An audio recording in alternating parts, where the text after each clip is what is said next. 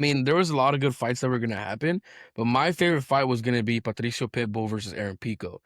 And Pico obviously won by unanimous decision. But man, did Pico look good. Pico looked great. His ability to mix his boxing and wrestling was never a doubt, right? Coming over from Bellator, he was one of the most hyped Bellator signings, as well as prior to Bellator, he was one of the best prospects in the world. There's been a lot of fighters, I believe Henry Cejudo's mentioned it, and Bo Nickel mentioned Pico. How he could have went to the Olympics. He was one of the highest regarded wrestlers. Instead, he chose the route of MMA. He was a Golden Gloves boxer, so he has the full package. He just very much got into the game very early and got capitalized on and exploited for his aggressive nature, right?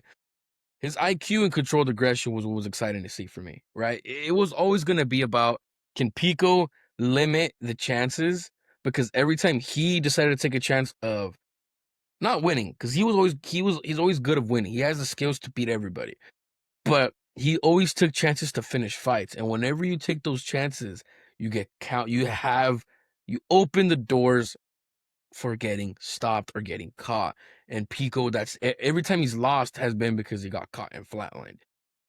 Pitbull was always going to be a guy, and especially at this point in his career, where he wasn't going to win at the UFC title. He's just too far in his career. He's past his prime, but he was going to be somebody who can be a gatekeeper and still prove that he's there, right? Ranked number 13. He lost to Yari Rodriguez, but after that, he hasn't lost.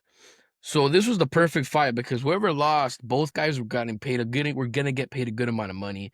Whoever lost was pretty much gonna get cut. That was the whole narrative behind a lot of the media, a lot of other creators, content creators, was that whoever lost was going to get a cut.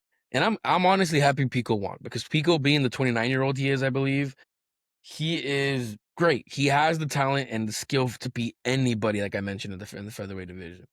He is, I believe, ranked 12th now or 11th in that division because he took Pico Pitbull's ranking. But I'm excited to see what happens going forward, right? Especially, he even mentioned it, quoting him that when he got knocked out by Leroy Murphy, that it was something good that happened to him.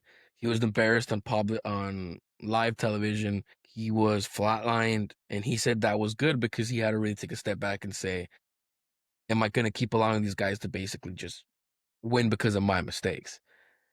And we're gonna get into who I want to match him up with eventually. But